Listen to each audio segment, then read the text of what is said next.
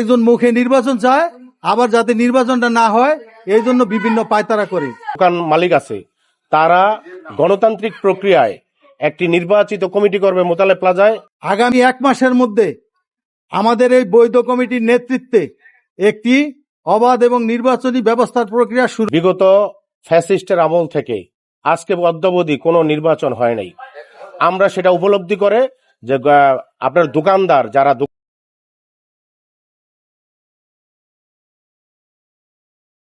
দোকান মালিক আছে, তারা গণতান্ত্রিক প্রক্রিয়ায় একটি নির্বাচিত কমিটি করবে মোতালেব প্লাজায়, এটাই আমরা প্রত্যাশা করি। সেই লক্ষ্যে আমার সভাপতি জনাব বাচ্চু ভাই উনি একটা হাইকোর্টে রিট করেছেন। সেই রিটের আদেশ অনুযায়ী রিট যে আদেশটা দিয়েছে যে নির্বাচনের ব্যাপারে, সেইটার ধারাবাহিকতায় আমরা আজকে লিফলেট বিতরণ করেছি। ইনশাল্লাহ আমরা নির্বাচনের প্রক্রিয়ায় যে কোনো ব্যবস্থা নিব।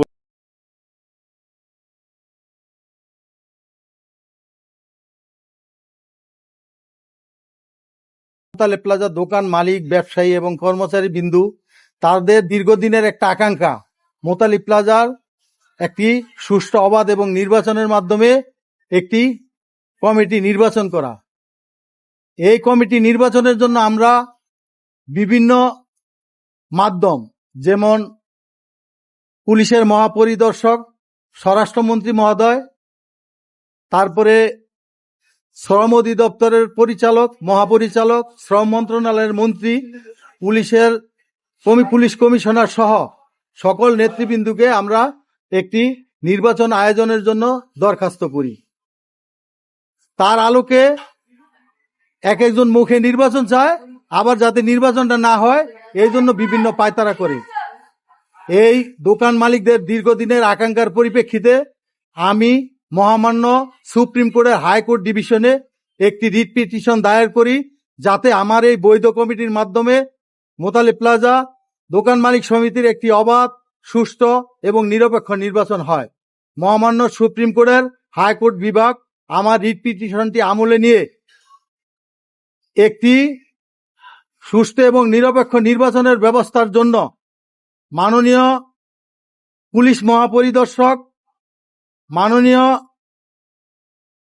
শ্রম মন্ত্রণালয়ের মহাপরিচালক এবং বিভাগীয় রেজিস্ট্রারকে নির্দেশনা দান করেন।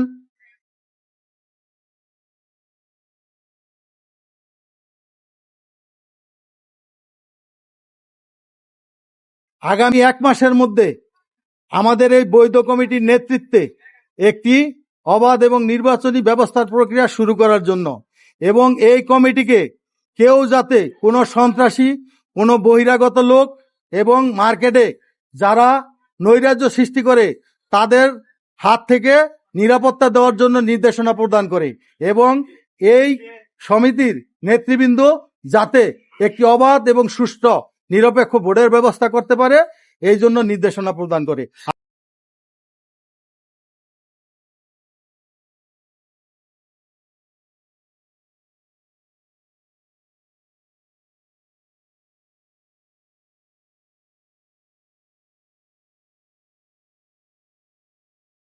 প্লাজা দোকান মালিক সমিতির সম্মানিত দোকান মালিকগণ, সম্মানিত ব্যবসায়ীগণ এবং কর্মচারী ভাইদেরকে এটাই আমাদের প্রত্যাশা। আশা করি একটা অবাধ এবং সুষ্ঠু নির্বাচন আমরা করতে পারবো। আমরা দোকান মালিকদের সহযোগিতা চাই, আমরা প্রশাসনের সহযোগিতা চাই, এবং আমরা আপনার বিশেষ করে সাংবাদিক ভাইদের সহযোগিতা চাই, যাতে একটি সুন্দর নির্বাচন আমরা উপহার দিতে পারি এবং নির্বাচনের মাধ্যমে দোকান মালিকরা তারা তাদের প্রতিনিধি নির্বাচন করতে পারে।